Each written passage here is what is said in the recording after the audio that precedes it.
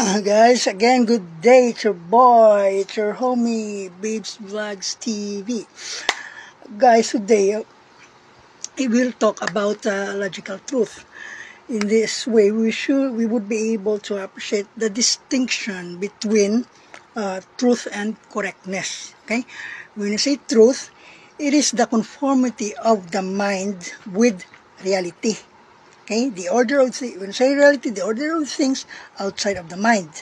And when you say correctness, it is in conformity with the rules. Okay? Okay? For instance, the truth that you say there is injustice, that's what you're thinking, there is injustice given to Duterte. Okay? Now, it should, in order to become true, there should be actual injustice that you see. Now, in order for the truth to be correct, the injustice that you perceive or you infer should conform with the rules provided on what is just and what is unjust. The same is true with sovereignty.